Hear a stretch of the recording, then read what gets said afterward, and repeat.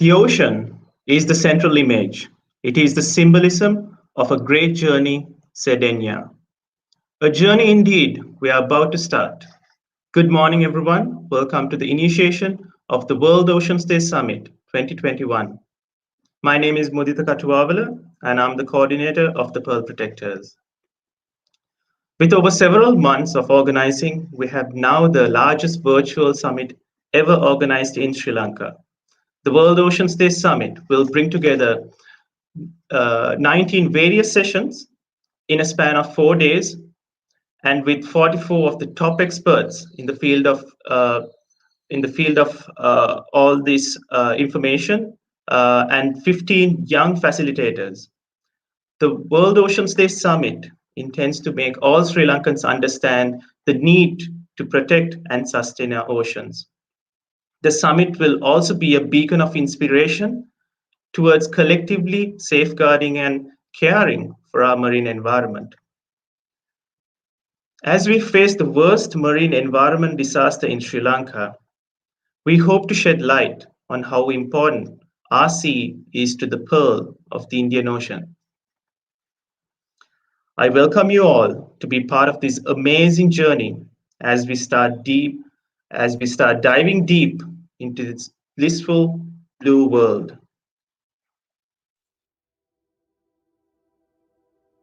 The ocean.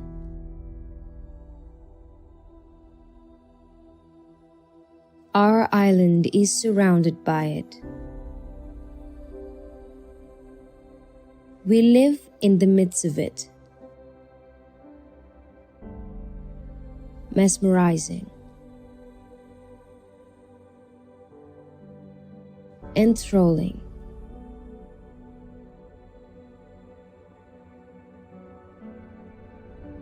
pleasing.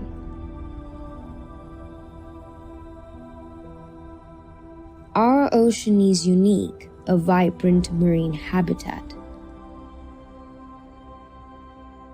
We have loyal whales who never leave our seas. Turtles who always return to our shorelines. Mangroves sequestering carbon. Dugongs gliding beneath the waves. Seagrass meadows pumping oxygen we breathe. Underwater reefs sheltering marine life.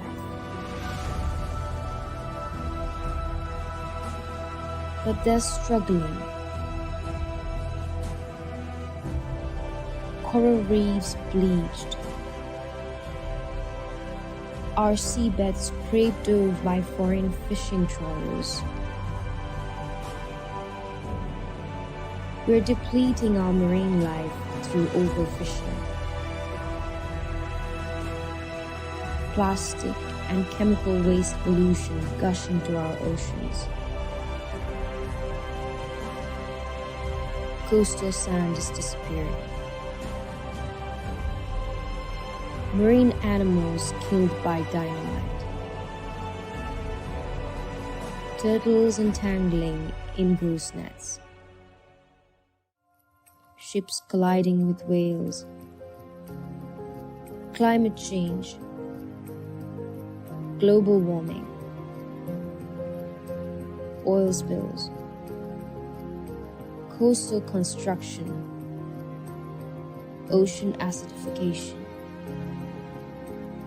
Ocean's life is draining. We need the ocean. Our survival depends on it. The sea around us is now a hotspot for geopolitics, trade, security, maritime ventures, and crime. Our impact on the ocean matters. Our ocean is our lungs, our hearts, our nerves. Without it, no one can survive. We can only thrive if our oceans survive. Let's strive to be the guardians of the ocean. Let us be the protectors together for our ocean.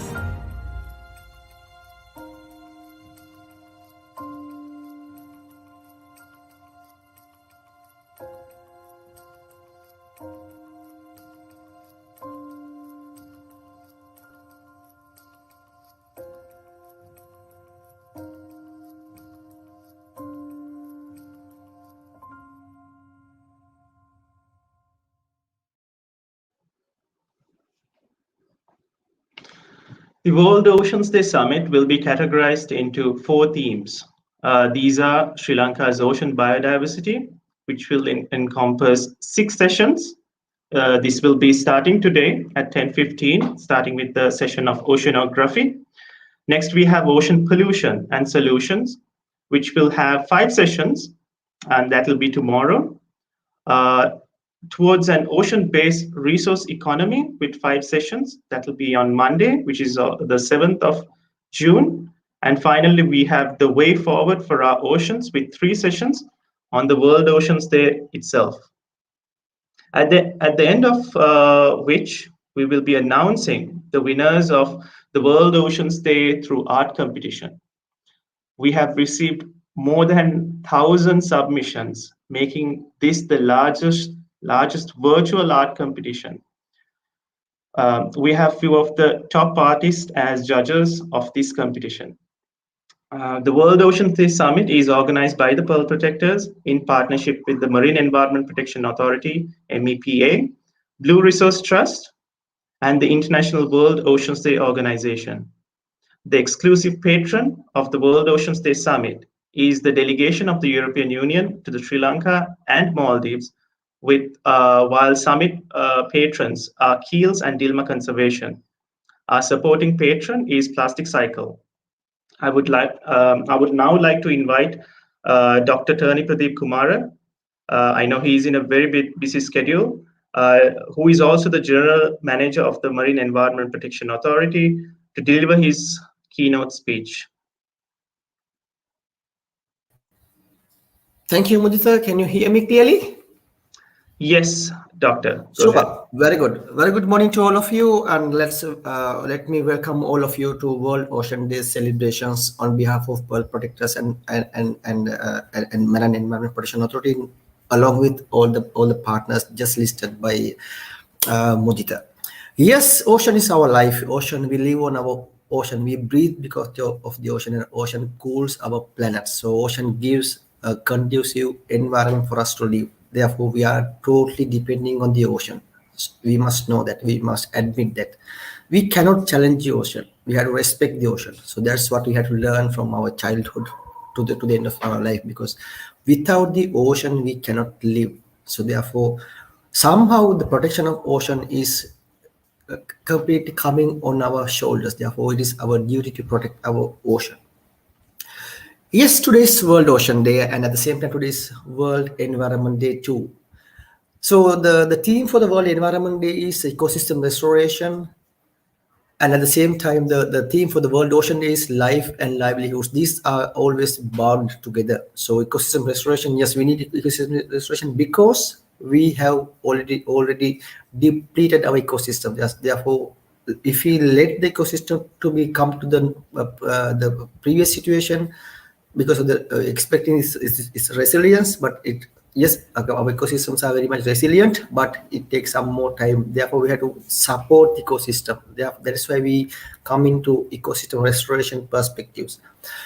Yes, by restoring ecosystem, what we expect is that to support the life, at the same time to support the environment and support the whole globe to become healthy. Then the life in the ocean, when it comes to the theme of the World Ocean Day, life, everything depends on the health of the ocean. If the ocean is living, we can live. If the ocean gives the life, we can again feed our people. Therefore, the life of the ocean is life of us. So we have to again understand that. That is why we call this ocean as the blue heart of the planet. It's our heart. We have to let our heart beat. If that beat stops at some time, that's the end of the whole mankind or humanity or whole our life, not only human, from protozoan to high chordates, the whole life will be ended, including plant life. So we have to understand that. So on the other hand, as a island nation, we are so much depending on ocean tourism, fisheries, shipping sector. So therefore, again, we have to respect whether we are living on the coast or whether we are living in inland areas. We have to admit that we are completely, totally depending on the ocean.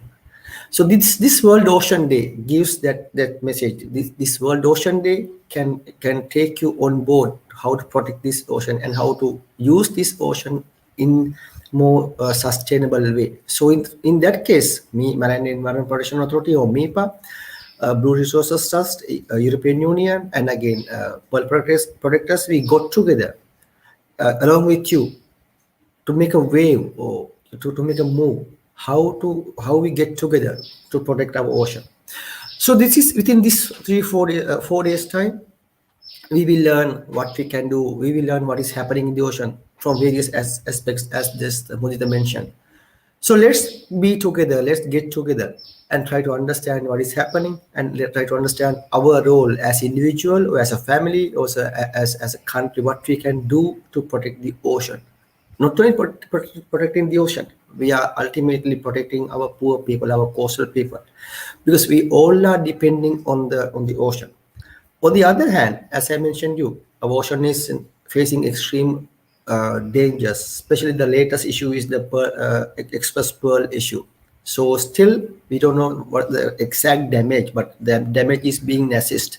But if you go to the field, the whole beaches are covered. We found covered with dirt, burnt plastics or burnt items, and again millions of needles, the virgin plastic pellets. Unfortunately, we couldn't meet you there because of this COVID situation. But we believe that just after the COVID situation, the COVID restrictions are ended. We really want your support. We don't want your support to put the pristine course back into the previous situation. Therefore, keep in touch with us. So still we need your support. So we were expecting you, but because of this COVID, we missed you. All of you, definitely we'll be meeting on the coast soon, not only just to discuss, but to work, because we need to work. We are not people who are just talking about the ocean. We are the people who do something to the ocean from our labor, from our street. Therefore, let's meet soon on the ocean just to clean up the whole coast and make our coast again a possible place for our people, our children to come and play and use it. So I've been given only 3 minutes. I think that is my main message. So let's work together as a country, as a community, because the ocean is ours, the ocean life is ours. At the same time, we are depending on the ocean. Let's understand that. Let's respect the ocean. Let's work together, and ultimately we can be proud as a nation to have a healthy, very cleaner ocean around us. With that, I really welcome you to this session, the World Ocean Day Summit, along with my partners and along with the keynote, my fellow keynote speakers. And let's work together. Let's be together. And at the end, we will learn, we will work, we will do something to our planet, to our own life, and try to make this world a better place, as always we wish. So with that, I wish you all a very fruitful deliberations within the next 4 days time. So I also will be joining you again in some sessions and some discussions. And enjoy World Ocean Day, learn it, and make ocean a part of your life. With that, I stop here. I thank you. Thank you, Dr. Kumara. That was really inspiring. And we are always here to support you and the work carried out by the Marine Environment Protection Authority as well. Next, I would like to like to invite Nishan Perera, who is the co-founder of Blue Resource Trust, to deliver his keynote speech. Good morning, Muditha, and good morning to everyone. Great to be here and be part of the event again. On behalf of BRT or Blue Resources Trust, I can say that we are very pleased to be a partner in this event. And firstly, I'd really like to thank Pearl Protectors for putting the event together and also congratulate you on event well done. I know it's at the start, but I know how much work you put in, and you prepared a really interesting 4 days of sessions. So we should congratulate you for all the hard work on behalf of your team. Going into the event, as an island, Sri Lanka has many opportunities to utilize marine resources. But it also comes with a lot of challenges in sustainably managing these resources. As we know, there's so many challenges we saw in that video of the problems that we face. And my organization, Blue Resources Trust, is one of those organizations amongst many working to help develop better management for this. And we focus on science-based decision-making, coming from primarily a research background. So we try to utilize the research we do to support management and policy development, and working very closely with government agencies such as MIPA, the Department of Wildlife Conservation, the Department of Fisheries, and also other partners like Pearl Protectors, research organizations, basically to support resource management in Sri Lanka. And I'm really happy to see that many of these individuals and organizations that we work together with and who play a critical role in Sri Lanka's marine conservation efforts are participating in this event. Not all of them, but most of them are here, will be in various sessions over the next few days. I think recent events that Dr. Terney spoke about and what are in the media with this accident with the Express Pearl have highlighted some of these critical issues and the challenges we face. One of these, coming from a research background, is the lack of good data. I think one of the things that often challenges us is the lack of evidence-based management or decision-making, and we don't have the data. And also the need to address some of the problems, the chronic problems that we have with our oceans that we saw even in that video on the long term, because we often tend to focus a lot on these events, which are very important, but there's also so many long-term problems that kind of make the impacts of short-term events much bigger and worse in the long term. So we need to work together to solve these events in the long term. So I think while this is a great opportunity, while the attention is on the marine environment with the recent event, how unfortunate it might be, it's also an opportunity at an event like this to bring people together to find solutions for problems in the long term. And I really hope this event stimulates some discussion and also raises awareness, but more importantly, builds more partnerships and helps to drive solutions for these problems. And just to finish up, I'd also like to thank the European Union for their support towards this event and acknowledge the support towards marine conservation in Sri Lanka as a whole. Blue Resources Trust is a partner in a larger EU-funded initiative to support the management of 3 protected areas in Sri Lanka. This includes 2 marine protected areas, the Bar Reef Marine Sanctuary and the Kayankani Marine Sanctuary. It's a project done together with Blue Resources Trust, the Environmental Foundation Limited, the Green Movement of Sri Lanka, and Acted Sri Lanka. So it showcases some of the work that they are doing to support conservation, and I really appreciate their support. And again, I look forward to a very productive and stimulating 4 days. And thank you again for your organizing efforts. And also, I think, thank you to everyone who's participating, and both in the event and as the audience members. Look forward to it, and thank you very much.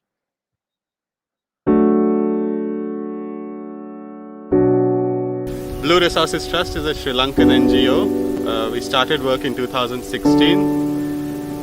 Primary areas of focus are coral reef conservation and elasmobranch fisheries. We also help the government with policy work and MPA management. So since we started our fisheries project, we have surveyed nearly 20 harbors and landing sites all across the country. What we've done for the last 3 years is focus more on data collection from the lesser known and smaller landing sites because very little to no data exists from these sites. When we go to the fish market, we take photos to know what species are being landed. We take measurements of those specimens that are landed. We also take DNA samples from the specimens at the fish markets. Since August of 2017, we've documented 13,000 specimens consisting of 40 species of rays and 43 species of sharks. From these specimens, we have collected over 3,000 DNA samples. The reason we study sharks and rays is because these animals are very vulnerable to overfishing. Unlike other fish, their life cycle and life histories resemble land animals like elephants and leopards more than fish like tuna. Most sharks and rays live for a long time. They have very few young. They reproduce only once every few years. All of this makes them very vulnerable to overfishing. There are many different fishing methods used in Sri Lanka depending on the size of the boat and the weather. While there are a few targeted shark and ray fisheries, most of them are bycatch in the long line and the gillnet fisheries of Sri Lanka. Although shark and ray meat is consumed in Sri Lanka, it's not very valuable. The biggest value from the shark and ray fishery comes from the export of the shark fins and the gill plates of mobulas. These species are apex predators, and protecting them is vital to maintaining a healthy ecosystem. In the end, all fisheries rely on a healthy ecosystem in the ocean.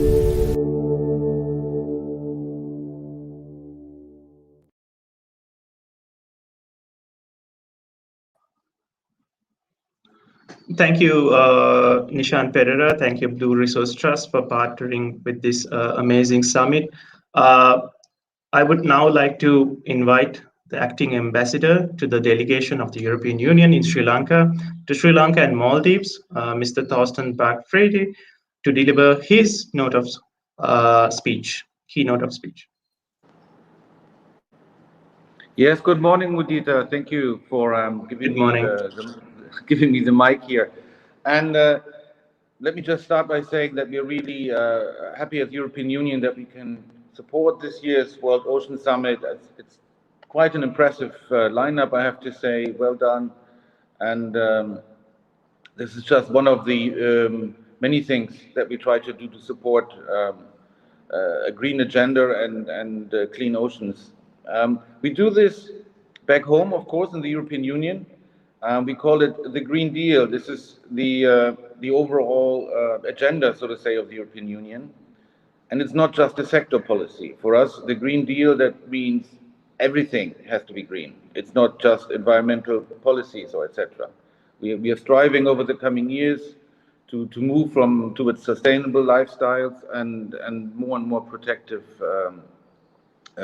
policies as well. So not just at home, we also try to be a champion globally, either through global resolutions and conventions, but also to sort of more concrete action on the ground. Now, one of the most concretest action I had here after arriving 2018 is when Dr. Terney made us work and clean a beach just south of Colombo. Now we have a powerful reminder just about where we cleaned that beach 10 miles off the coast, how fragile the ocean environment is. And so we should take this as a wake-up call. And I also remember this was the last time I was diving was about in December, and it was just 10 miles off Negombo. So I'm wondering if the fish and the small reefs I saw will still be there next time I go there. And so we have a powerful wake-up call here. So this summit comes at the right moment, and we can only. We're looking forward to the various discussions. I will certainly link in as well whenever I can. I think it's important to bring a lot of people together on this. To have real transformational change, you need many actors. You need the people, you need the communities, you need businesses, you need youth. Everybody needs to pull in one direction. You need the tourism sector. Ultimately, you also need regulators and government, of course. That's where the European Union comes in back home. But I think it's also important to have this discussion starting in Sri Lanka.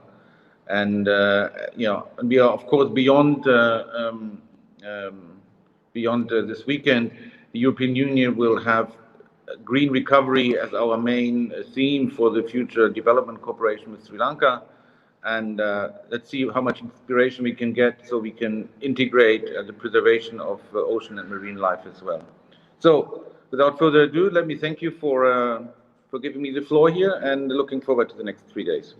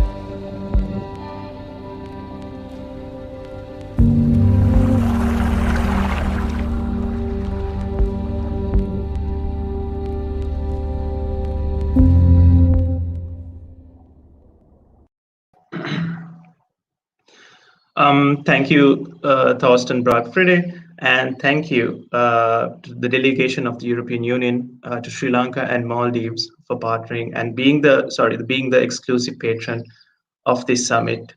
I would now like to invite Muskan Lamba, who is the representative and a youth advisor of the World Oceans Day International Organization, to deliver her keynote speech. Hi, I hope I'm Good audible. morning.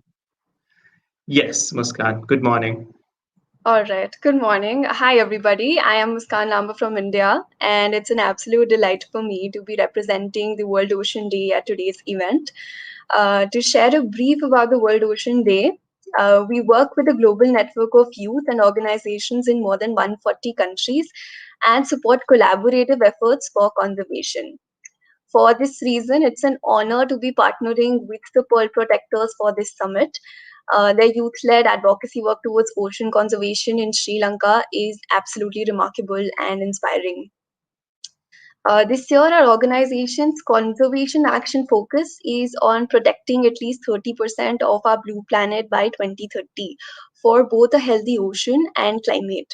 This is as we recognize that the importance of a healthy ocean is a critical part of solution to the climate crisis. And as a young person myself, and having fairly recently started my journey to learn about ocean conservation and science, it has been a crucial understanding for me to realize that whether you live on the coast or a city disconnected from the sea or a landlocked mountaintop, the world's oceans and seas impact each of our lives in more ways than we realize. Because the global ocean systems largely influence life on land, even hundreds of miles away from the coastline. Yet, the health of the ocean is off track. And moreover, the pandemic has provided a stark reminder of just how very connected the health of humans, wildlife, and the environment are. And the pandemic's impact on the ocean specifically fell disproportionately on small island areas and coastal communities, many of whom were already struggling since before. So, today, as we celebrate the World Ocean Day week, I believe that understanding this connection between ocean, climate, and community can only lead to a better appreciation of what must be protected and a better appreciation for what we are doing here today. The good news here is that organizations like the Pearl Protectors work for ocean conservation all year round to keep the momentum and advocacy going. And specifically towards this day, people around the world indulge in activities, projects, and campaigns in so many incredible ways. From organizing regular beach cleanups and choosing to source their seafood more sustainably to researching about effective ocean tech and policy, and even having dinner table conversations with their families about conservation, which we can't deny is often hard but so important. In fact, I would love to take this opportunity to highlight the work of a fellow youth advisor at World Ocean Day, who has really inspired me over the past year with her consistent and strong advocacy. Her name's Mary McCain. She's from Scotland, and every week, because of her passion to save the seas, she indulges in weekly beach cleanups under the hashtag SOS Saturdays. What amazes me the most is that this week she completed 74 consecutive weeks of committing to do this activity. So 74. And she's still going strong and has cleaned up hundreds of thousands of plastic pieces from the local beaches that surround her. I would like to actually quote her own words, wherein she writes, we need to start treating young people as stakeholders in ocean recovery. With the right platforms, support, and opportunities, the possibilities are endless. Which is so true. The possibilities are truly endless, and there are people working day and night on collective causes to protect the world's ocean. And this story is just one of many that we can take to and learn from. That said, let's utilize this day to give thanks to our ocean, celebrate what it gives us, and amplify and support the voices and work of those who are striving tirelessly to protect and restore it for years and years to come. There's a quote by Ram Dass that I love, and it goes like, "We're all just walking each other home." In this spirit, let's keep each other going as we work to become the guardians of our beautiful blue planet. Thank you so much for listening to me and for having me here. All the very best for the summit ahead, and a very happy Ocean Day in advance. Thank you so much. Thank you, Muskan. That was really inspiring. Thanks a lot. Next, I will just briefly go through the agenda of the next 4 days. And it will be starting, the session will be starting in a bit, where we will be indulging into the topic of oceanography. So during today, we have the theme is Sri Lanka's ocean biodiversity. So we have oceanography. Well, next we have coral reefs in Sri Lanka. After that, starting at 1:30 p.m. today, we have mangroves and seagrass conservation. Following that is threatened marine species. That is starting at 2:45 p.m. And then marine ecosystem restorations at 4 p.m. and marine conservation and marine protected area expansion at 5:15 p.m. Going into tomorrow, we start off with the theme ocean pollution and solutions. We will be having ocean pollution as our first session. That will be at 10 a.m. And then climate change in action at 11:15 a.m. and alternatives to plastic, which is at 2 p.m.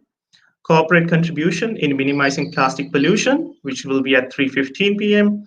Eco entrepreneurship initiatives, which will be at 4:30 p.m. And then we move on to the third day, which will be encompassing towards an ocean-based resource economy.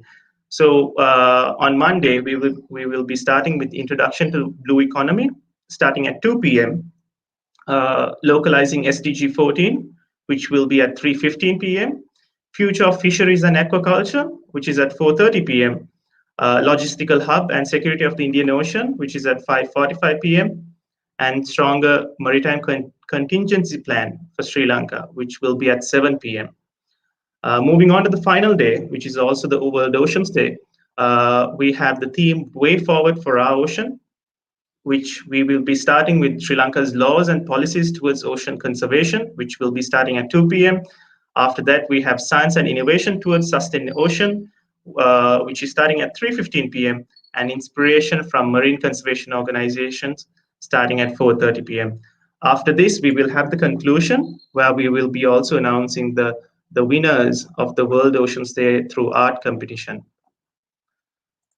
So also, if you would like to get more information about the summit or the art competition, which the deadline is today, you can visit pearlprotectors.org for more information. Without any delay, let's move on to our first session, which is on oceanography. We have Chryshane Mendis moderating it. But before that, we have a few visuals. And after the visuals, we'll be starting the session. So enjoy the World Oceans Day Summit.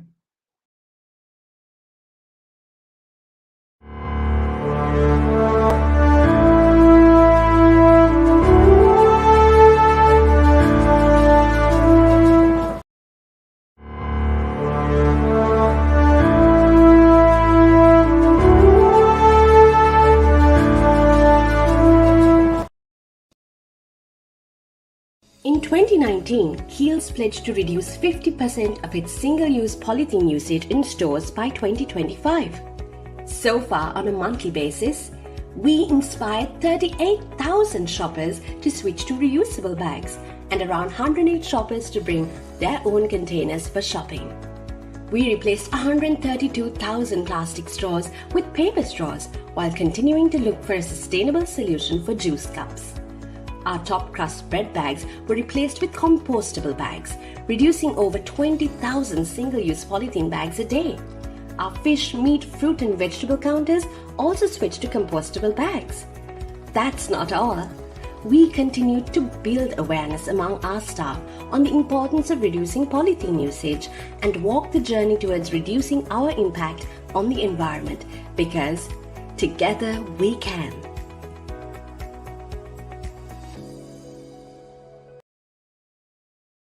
Conserving blue carbon ecosystems like seagrass, mangroves and marshlands is important because they store 3 times more carbon than forest and land ecosystems. They also provide jobs and income to local economies, improve water quality, support healthy fisheries, and provide coastal protection. However, it is estimated that half of the global mangrove cover has disappeared in the last 40 years. Did you know Sri Lanka was designated as the global mangrove champion under the Commonwealth Blue Charter?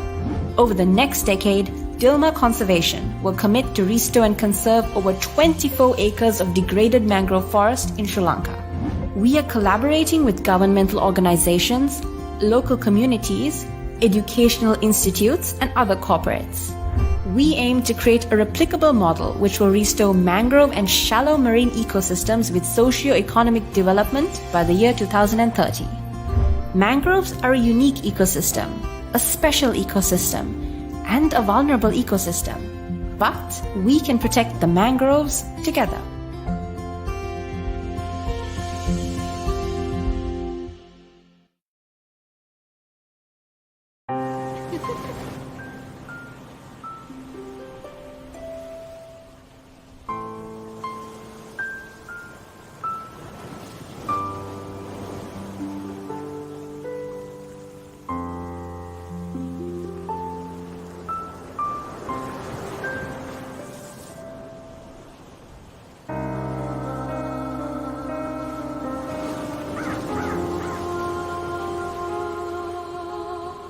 මෙය ඔවුන්ගේ අනාගතයේ කොටසක් වන්නට ඉඩ නොදෙන්න. ඔබ මුහුදු වෙරළට යන සෑම අවස්ථාවකම වෙරළ පිරිසිදු කිරීමට පුංචි මිනිත්තුවක් වැය කරන්න. ප්ලාස්ටික් සයිකල් විතින් පණිවිඩයක්.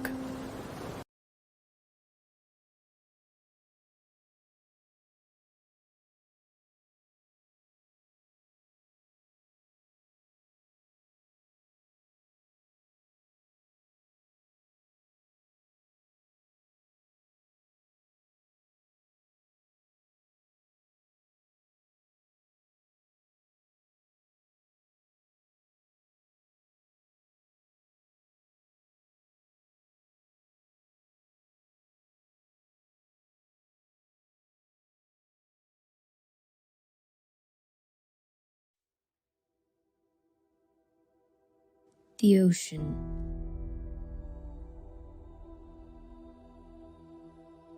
Our island is surrounded by it. We live in the midst of it. Mesmerizing. Enthralling.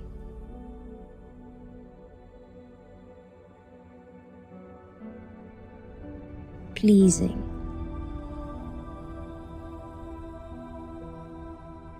Our ocean is unique, a vibrant marine habitat.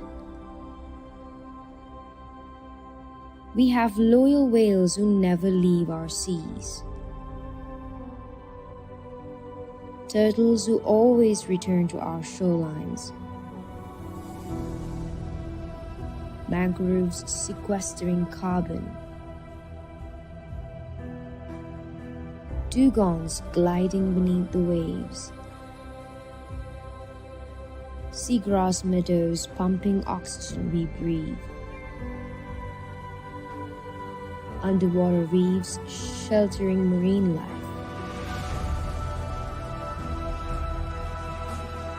But they're struggling.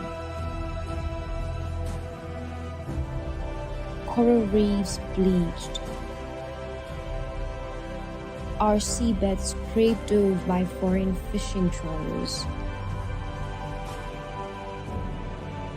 We're depleting our marine life through overfishing.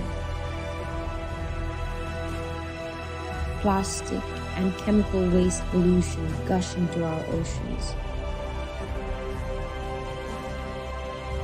Coastal sand is disappearing. Marine animals killed by dynamite. Turtles entangling in goose nets. Ships colliding with whales. Climate change. Global warming. Oil spills. Coastal construction. Ocean acidification. Ocean's life is draining. We need the ocean. Our survival depends on it. The sea around us is now a hotspot for geopolitics, trade, security, maritime ventures, and crime. Our impact on the ocean matters. Our ocean is our lungs, our hearts, our nerves. Without it, no one can survive. We can only thrive if our oceans survive. Let's strive to be the guardians of the ocean. Let us be the protectors, together,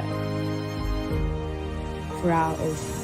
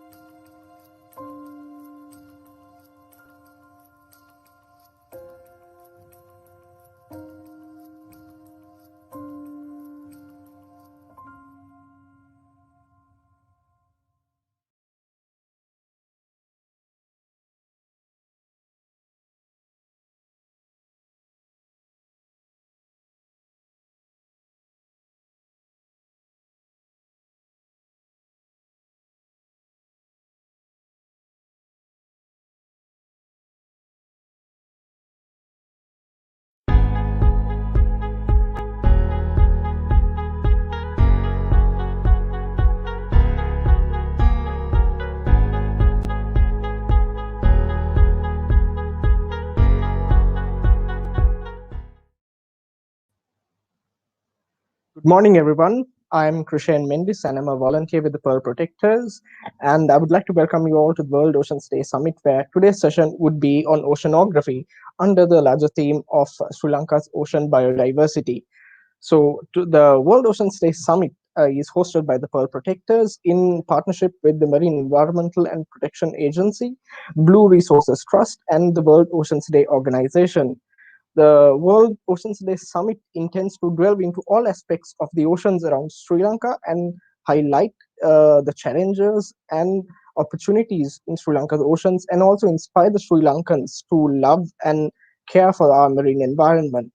So today's topic, the session on oceanography, would be looking into all the physical, chemical, and biological aspects of the ocean. That is a very broad aspect of what oceanography is.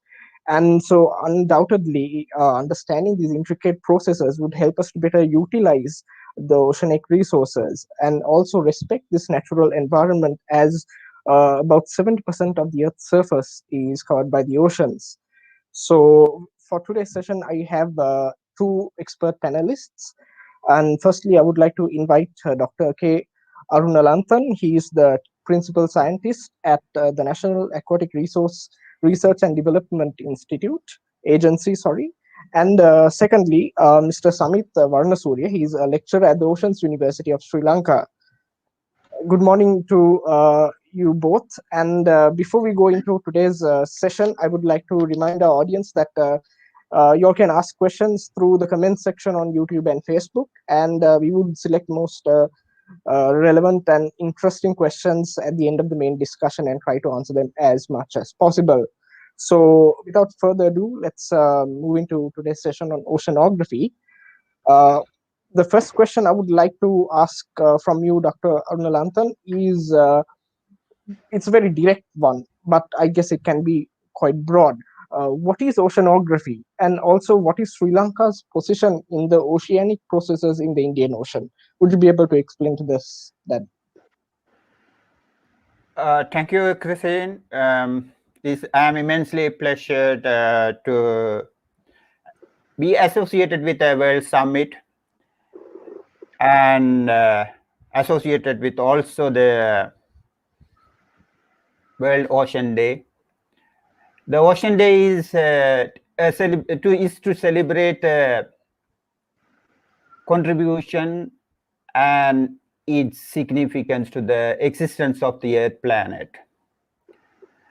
And as you have already stated, that though we have blessed with a lot of opportunities and there are a lot of challenges remain, how we can pass this environment without destroying to the future generation. So the oceanography, though it has started about 150 years ago with a Challenger expedition, we are in Sri Lanka, the oceanography is still at the inception stage. What is exactly the oceanography? Oceanography is the study of the ocean and its surrounding and life within it. So the ocean is very vast and habitat for many organisms, and it remains as a source of food. In fact, it is the foundation of the life, where the life has originated and then gradually runs crest to the inland. And it also contributes a lot for the economically, fisheries, tourism, shipping, and also it also contributed for refreshing and sports in many things. The physical oceanography is mainly the subject which deal with dynamics and the fluid motion. And it is an interdisciplinary science similar to the medicine, where we have many disciplines. The oceanography also has many disciplines. As I stated, that physical oceanography discuss about the fluid motion and its dynamics, how the currents move, why the currents take reversal actions, and its action on the wave, tide, and its processes. And the chemical oceanography is a subject of the interaction between the ocean and land, and between the air and ocean, and also the sea bottom and the ocean bottom. Why the ocean is salty? Why is the salt is similar in value in every part of the world? Or is it the nutrients or the chemical contents of the water is similar to all in same in all ocean? Why it varies? How the air-sea interaction changes it, the chemical constituent of the ocean. If there's an interaction between the air sea, for example, if we alter the atmosphere, the atmosphere will alter in turn the ocean. And in reverse, also the changing ocean will alter the atmosphere. And biological oceanography is a subject where we study about the living organism within it. So the organisms are in size from a microscopic phytoplankton to the biggest ever animal which live in the ocean, the blue whale. So where we study the different behaviors and physiology and their distribution, migratory patterns. So that is very in summary of biological oceanography. Coastal oceanography, I think my colleague immediately following my presentation will discuss quite a few things about the coastal engineering. Coastal engineering is a subject. The ocean shapes the landforms. How a nation's geomorphology, coastal geomorphology take a shape is dependent on the ocean. It's a process like coastal erosion and accretion. How we protect the ocean from the erosion and accretion. When we develop a harbor like a coastal infrastructures, how they have to be protected, and that is in a nutshell on the coastal engineering. In fact, the more than 70% of our planet is covered by ocean. It's not Earth. Earth is only about little more than 1/4 of the surface, and about 71% of our planet is with water, covered with water. So it is actually not a Earth, it is a blue planet.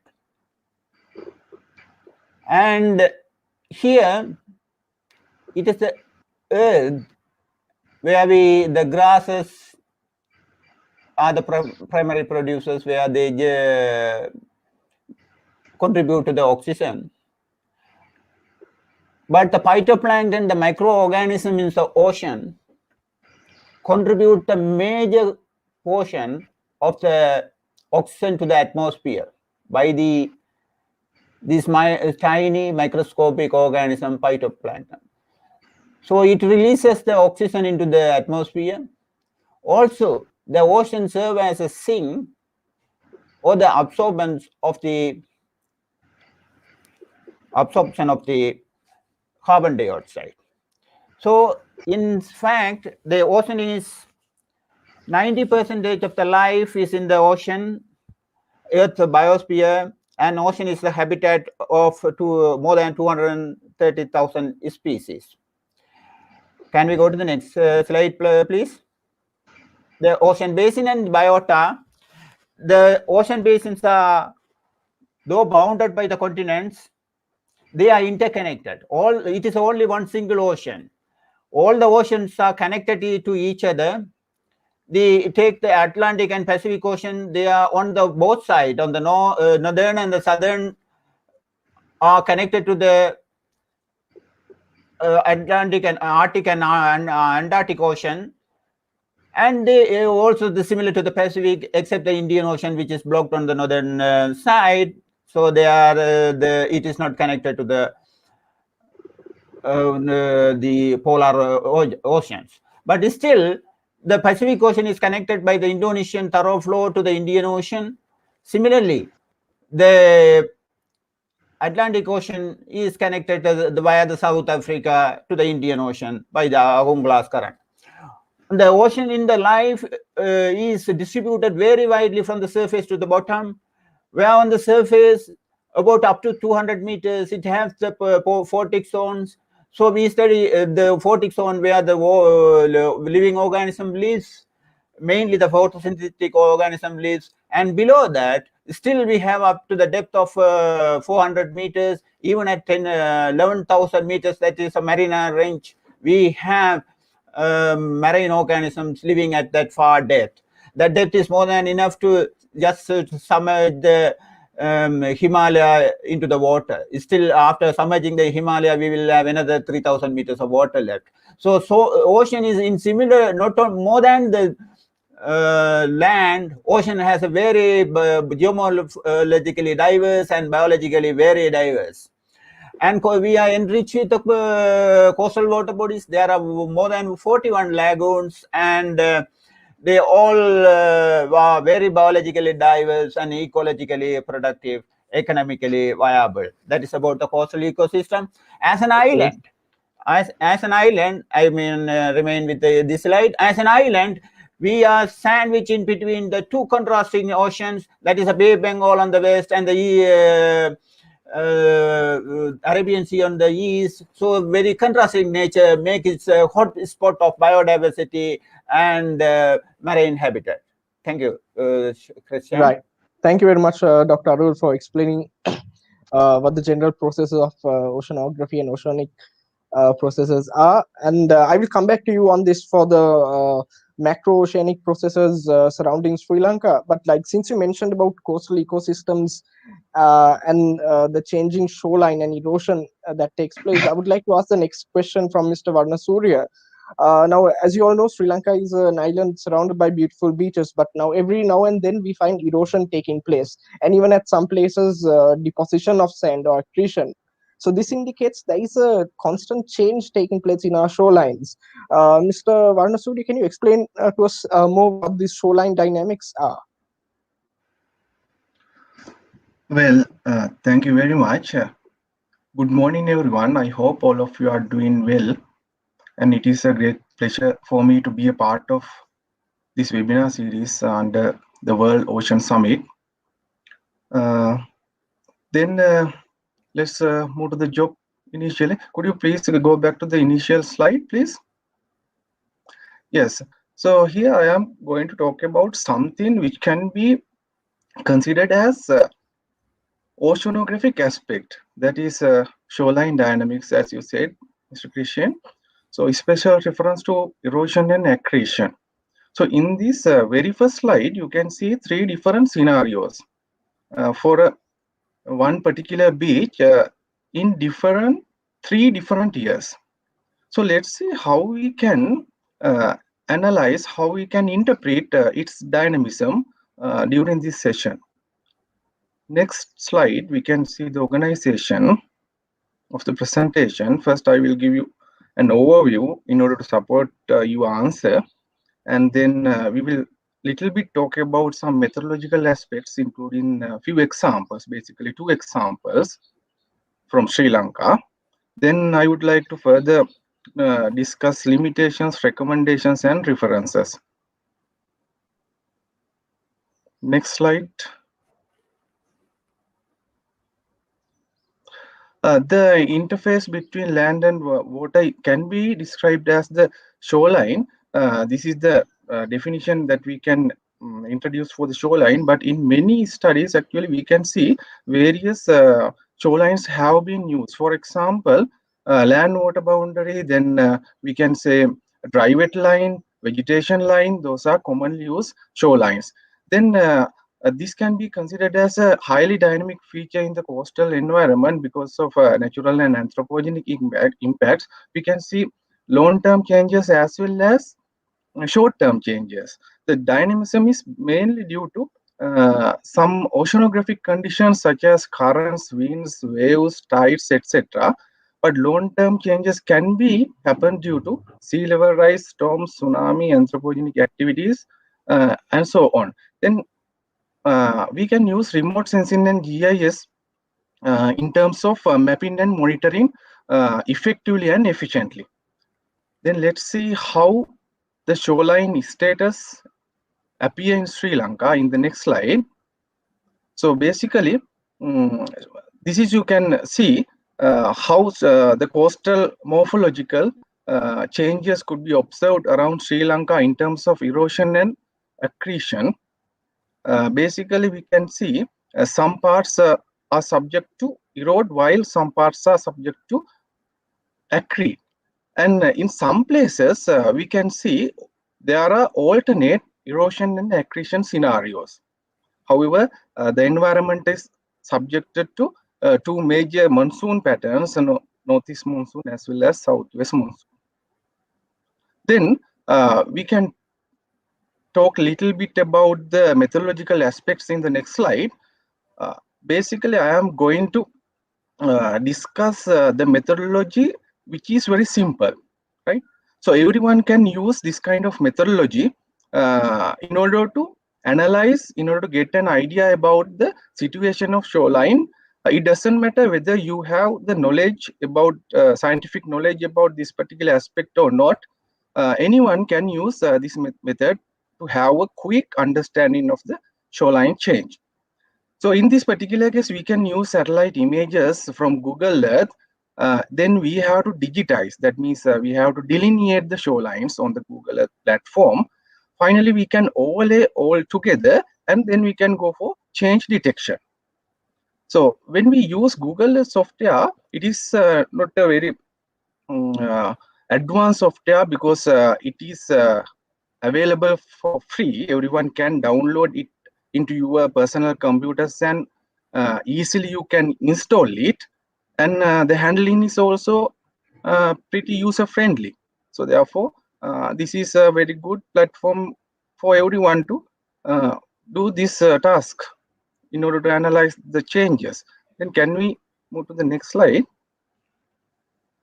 So then let's talk about the first example, beach erosion and accretion due to a natural activity. So in the next slide, you can see the Google Earth platform showing the high resolution image of Paraivala beach in Tangol. Right, this is a very small beach. It is a bathing beach and recreationally very important. So we have carried out one experiment regarding on this particular beach. Here you can see the black line, that is the defined shoreline in this context. The shoreline is defined as land water boundary. So then we can create, we can draw, or we can trace by digitizing process in this particular platform. And I think you can see this image represents the year 2003, right? The beauty of this platform is we can have time series data, high resolution time series data. When we go back to the next slide, you can see the shoreline in the year 2005 at the same place of the beach. And when we go back to the next slide, so then you can see the shoreline position in the year 2020. So once we have overlapped all these shorelines together, then it will be appeared in the next slide like this, right? Once we have overlay, we can have a proper idea about the shoreline changes, and we can get a quick overview how the shoreline has been changed over the time. Black represents 2003, then yellow, that is 2005, red, that is 2020. Then you can see when we compare the beach situation between 2003 and 2005, there is a huge erosion in the upper part of the beach, which is appeared on the screen, right? That is because of the 2004 tsunami. Okay, right. Then you can think, if you want to do a quantitative analysis, then we can create a polygon and we can have the measurement from this interface itself. It is shown in the next slide. So once we have created the polygon, focusing on the area of interest, then we can easily calculate the area. According to this scenario, I think it is something about 300 3,051 square meters. That is how we can implement the shoreline change analysis in simple manner. Then next slide, you can see another example that we are going to discuss here: beach accretion due to an anthropogenic activity. Then in the next slide, you can see how the beach position before the beach nourishment activity took place in Mount Lavinia Beach, right? So then after the beach nourishment, we can observe the shoreline position. Next slide. So this is the shoreline position. When we overlay these two shorelines, then you can see how it appears. What about the change in the coming slide? Yes, here you can see. So if you want to make the changes, we can apply the same method that we have used in the previous example. And if you want to just measure the distance, then we can do the measuring by means of ruler in this particular platform. It is shown in the coming slide. Okay, right. So then this is how we can approach shoreline change analysis in a simple manner. Everyone can do this task. So then we can talk about, could you please go to the next slide?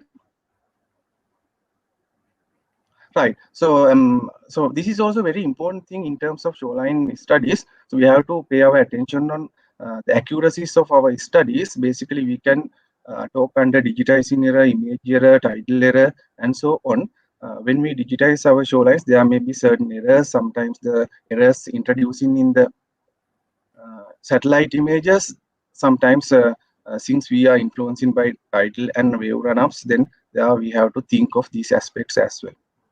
So then we can talk about some limitations in shoreline changes studies. Can we go to the next slide? So then these are a few limitations that we can talk about under shoreline studies: resolution restrictions, image availability issues, wave actions, skill and technology issues, error sources already I have discussed. So in some recommendation in future studies with respect to the shorelines analysis, we can go for, could you please go to the next slide? So then this method can be applied to analyze seasonal variations. As Sri Lanka is frequently subjected to seasonal variations, we can go for further analysis in order to understand this scenario. And even we can use some advanced software and advanced tools in order to quantify the shorelines by applying scientific methods. So for example, if you want to apply transit-based methods, then we can use digital shoreline analysis system in ArcGIS. This was introduced by USGS, United States of Geological Survey, and even we can go for volume-based analysis. So then in that particular case, we have to do a field survey using standard leveling procedures. And drone images and LiDAR technologies are the modern technologies that we can apply for better interpretation. So then I think we have completed this session. Yes. So I have also mentioned.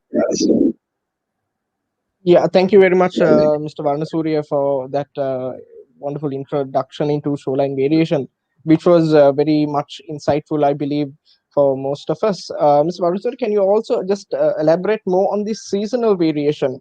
Like, are there specific geographical regions in Sri Lanka that experience seasonal variation, or can you just elaborate on that if you may? Yes, of course. Actually, so Sri Lanka basically is influenced by two major seasons, namely southwest monsoon period and northeast monsoon period. Other than that, there are two other intermonsoonal period. Basically, the shoreline changes are obvious between these major seasons, southwest monsoon and northeast monsoon periods. So the thing is, during these monsoon winds, it is directly affect to the current patterns, which are surrounding Sri Lanka. So basically, there are major currents could be observed during southwest monsoon, that is also known as summer monsoon. So then during this period, the currents are moving from west to east, right? So then during these current patterns, it is greatly affected to the southwest and west as well as east part of the country. So during the northeast monsoon, basically it is influence to the northeast part of the country. So however, when we compare these two seasons, comparatively southwest monsoon period is much extreme compared to the northeast monsoon, and this can cause a drastic impact on the southwest part of the country. So then that is why we are frequently experiencing the southwest part of the country is eroding for a longer period, and still it is being taken place. So this is the relationship between southwest monsoon and northeast monsoon. And when we focus on one particular beach, then during southwest monsoon, when the beach is located at that particular region, then during that period we can see huge erosion. Sometimes we don't see even a beach there. But the thing is, when it comes to the northeast monsoon period, there we can see some acceptable amount of accretion. So this is how it changes. So this is temporary, this is natural, but we have to clearly identify this natural scenario with the long-term erosion and accretion concepts. Right. Thank you very much, Mr. Sameeth. That was very interesting to hear that. And just a short question: are there specific other regions that are affected by sea erosion for other processes other than the monsoons? Yeah, yes, of course. As I told during my discussion, so there are some other reasons that we can talk the tidal variations, right? That is one of the things that we can basically talk under coastal erosion in terms of natural impacts. And even we can talk about the sea level variation, sea level rise due to the climate change activities. So this is a very are there chronic. specific sorry to interrupt, are there specific areas in Sri Lanka that are directly affected by sea erosion apart from the ones that are caused by the seasonal variations? Areas you are talking about? Areas, regions. Yes. So in that particular case, we can think of certain anthropogenic activities, right? So certain anthropogenic activities. The thing is, once there is a change in the beach, it can trigger to make more changes in some other areas, right? So then due to certain construction in the coastal environment, there may be great impact on the coastal environment by eroding as well as accretion. So always what we need to think is, where there is an erosion, there should be accretion somewhere adjacent to that particular coastline. No, that depends upon the current variations. So current means actually the ocean currents, surface currents, and their speeds and directions may determine where the eroded sand particles will be settling. Right. Thanks a lot, Mr. Warnasuriya.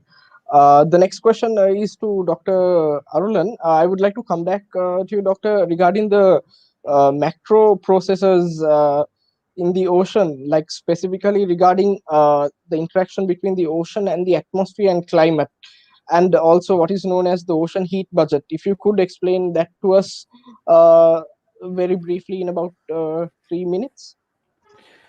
The Indian Ocean is very unique, unlike the other two oceans, because the other ocean has a ventilation to the polar ocean, where when they get heated up, they can be exchanged easily to the polar ocean.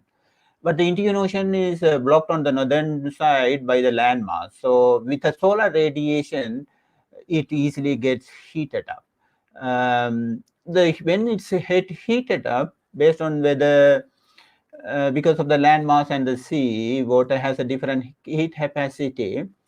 when this land get much heated, then the air flows from the ocean to the land. Vice versa, when the ocean is heated up, the air flows from the land to ocean. So it is the heat which decide on the monsoon pattern. And it is only very unique to the Indian Ocean where we have the monsoon, not the other two oceans doesn't have. The other thing is that when the heat is concentrated in the ocean, it has its own dynamics and mechanism to cool down. It has the ocean try to cool down.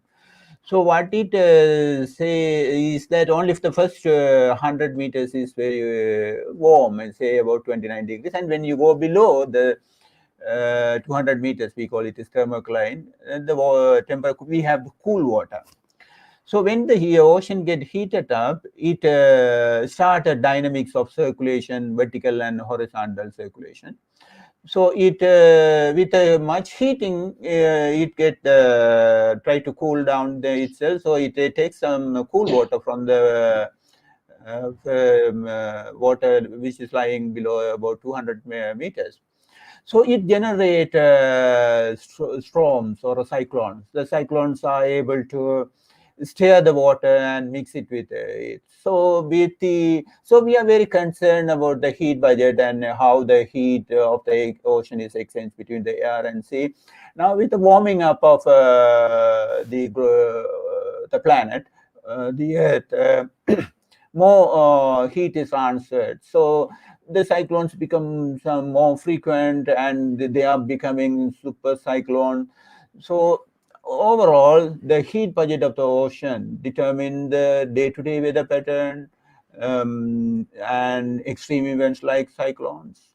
And also it has its own long-term effect. The expansion of water creates sea level to rise. So it has a lot of implications.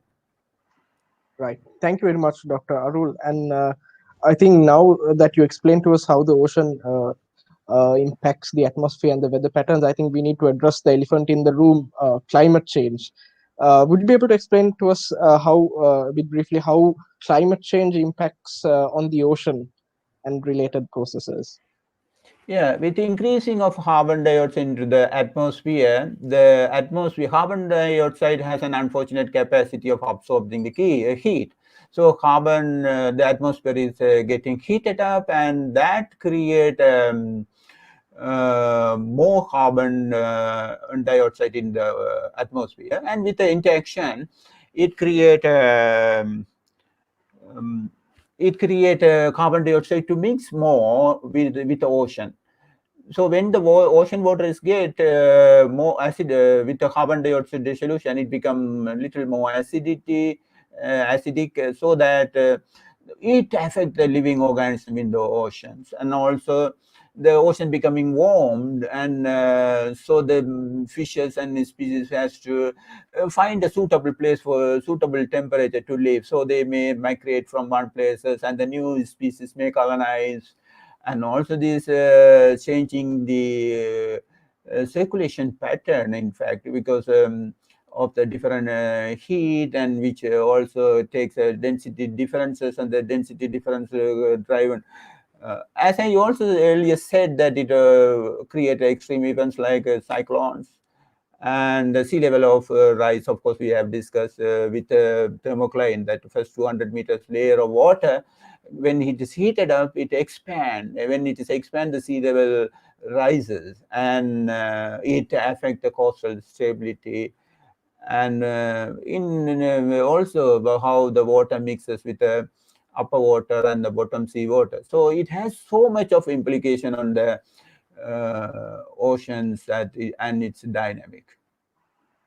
Right. Thank you, Dr. Arul. I feel that's very clear to all of us on the impacts of climate change and how serious the issue is, and how we need to be prepared and take action in that regard. So within this limited time period, I'm sure we all will agree that we can't cover the scope of oceanography. So I would like to move from these questions to a sort of an academic approach to the study of oceanography. Would you be able to tell me in terms of research, what's the current state of research in Sri Lanka regarding oceanography, and like what are the research gaps and potentials in this respect?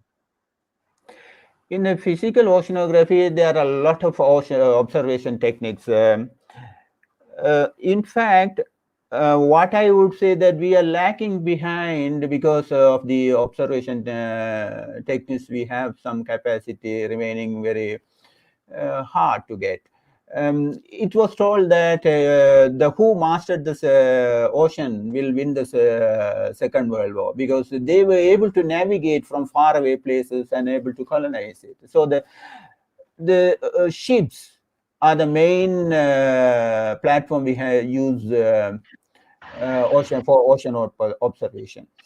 Also, today there are automatic recording instruments where these are deployed in the ocean, standalone, and gather the data and transmit to the satellite, and then through the satellite we get the data on your desktop or handphone, on your mobile. And also from the satellite, they own the satellite, and the satellite take observation of the sea surface temperature, the chlorophyll content of the sea, and what is happening, and the movements of particles and all that. So in capacity of the ocean observation, we lack a lot, but still we have quite a few sea level stations and ocean acidity, alkalinity, and other parameters are frequently monitored along the coastline, so that we in Sri Lanka has able to, with a limited capacity, able to work through its coastal waters and make onboard observations and some measurement using small boats. So Sri Lanka lacks a lot on capacity building on observation, establishing observation network for oceanographic studies. Right. Thank you very much, Doctor. And in that respect, how does the university system in Sri Lanka contribute to the study of oceanography? Is it encouraged a lot? Because I just got another question from the audience, which I feel would be relevant in this respect, where the question is why the public has a very little knowledge of the oceans and its conservation, and why does this not reach out to the public? And so in that respect, if you could, what do you see is the reason there? Are there enough university graduates and students going into oceanographic research, or not very much? And also the issue is that when you say the oceanography, it is on the deep ocean, and we see that many USA, Japan, and many other countries, Australia, they crisscross the Indian Ocean from for example, they may start in Colombo and go through the Antarctic and then go back to the Pacific and go. So they have a very huge research basis. That is ocean. That what is the platform you need for an oceanographer to work. But still, we are doing very good on coastal oceanography. There are universities which are working very good on the coastal water bodies, particularly the lagoon, estuaries, and lagoon fisheries, and coastal management. So there are some attraction on the coastal waters, shallow waters, where we are able to gather some observations and measurements. So the oceanography is not much workable because of the limitation on capacity, but the coastal oceanography, particularly by the Ruguna University and Kelaniya University, is doing very well in fisheries, and Jaffna University also doing well in coastal fisheries, mangrove studies, coral reef studies, and sensitive habitat. We are focusing on the sensitive habitat. So there are quite a few studies coming out of the university, and students should make keen on interest. It's a wonderful subject, and anybody can get involved. And biology student with a biology background can get into the biological oceanography. Student with a little good knowledge on the physics can get involved in the physical oceanography and see the dynamics and how these oceans are moving, and that kind of lot of students. Any students with any basic degree can get involved in the oceanography and become an oceanographer. Marine biologist can become a whale expert. It is a very hot spot of the Indian Ocean, is a hot spot of the whales, and we are very proud of that. And so a biologist, a zoologist can get, so anybody can get involved, but there are some popularity issues remaining, I guess. Right. Thank you very much, Doctor. That was very promising actually to hear that interesting studies are being done, and your encouragement, I hope the audience was listening to that very clearly, and hopefully would inspire the younger generations to come into this field. I noted something earlier. Mr. Warnasuriya mentioned that you mentioned the methodology you used for the shoreline variation was very simple. So I was thinking, like, can amateur researchers or students also contribute to build up data on this respect through the use of Google Earth and the methodology you specified? Yes, of course, actually. So, as I previously told, this can be used by any person without having the proper knowledge about the subject. They can work with this and they can produce knowledge, and it will be very much helpful for the future perspectives. As you said, this is a good approach. So we have to get the support from the other people, those who are new to this particular subject, because when we talk about the current research activities going on in Sri Lanka, so I have seen some universities, they have started of doing certain research based on shoreline variations, but the problem is the visibility. So once we have done the research, there is a huge gap between the university academia and the community. So what we need to do here is we have to strengthen this bridge, or we have to put a solid platform in order to link the community support as well as the scientific knowledge. So then in that particular case, we can get the support from the general community, as you said, the new people, those who are willing to work in this field, they can easily work with this particular software and produce scientific knowledge. So we can produce scientific knowledge even from this kind of simple platform. Here what I found is, so when we do a research, it will take a longer time, so as an individual.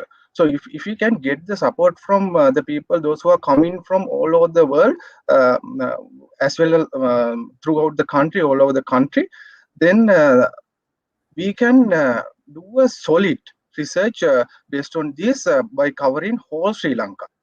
Normally, I am doing research in certain areas. Some people are coming from various coastal regions of the country, and they can contribute with their experience by using this simple platform.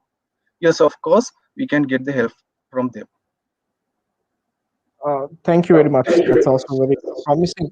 And is there a way of like, so in case students or any other amateur interest persons want to conduct such simple data collection studies, is there any particular platform they need to reach out to gather this data, or is it, would you advise them to connect with a university faculty and all? Yes, of course. Yes, individually can do it, but it is not very effective. There should be a collaborative activity. So in that particular case, as Ocean University of Sri Lanka, currently we are doing certain research studies based on shoreline analysis, and basically we focus on developing accurate methods. So still we are in that process. So however, if someone is someone wish to conduct their studies in this particular field, so they can contact us as well, and even we have to contact some other universities, those who are already doing this kind of researches. For example, University of Rona, Jayawardena University, and even Uvalas University.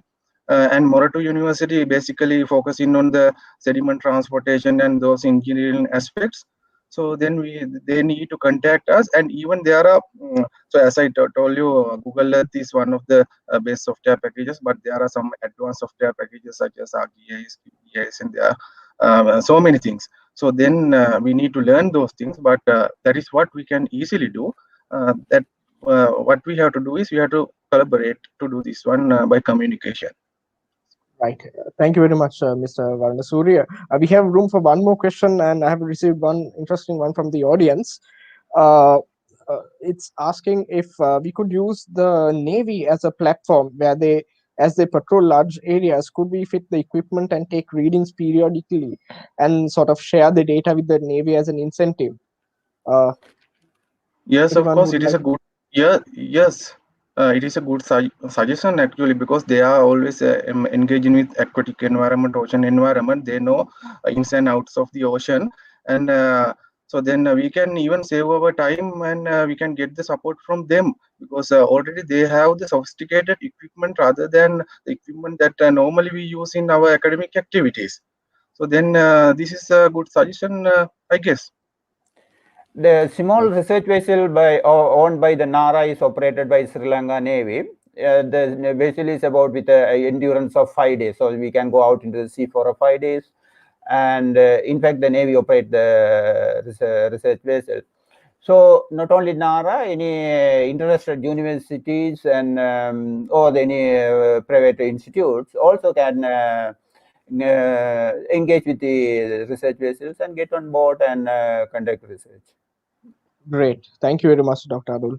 So those are all very interesting questions and discussions we had today. And it is time, unfortunately, to conclude the session. So I would like to firstly thank our executive patron, the European Union, and the summit patrons, Dilma Conservation and Keels, and also supporting patron Plastic Cycle. So I hope you all enjoyed the session and learned a lot. And so our next session will be on coral reefs in Sri Lanka, which will be starting now at 11:30 in about half an hour's time. So I hope everyone would stay for that session as well, and for the rest of the sessions of today and for the next 3 days. So thank you, Dr. Arulananthan and Mr. Sameeth Warnasuriya, for joining us and having this very productive discussion and very insightful discussion, I would say. So thank you, both of you all, and I wish everyone a good day ahead. Thank you very much. Thank you.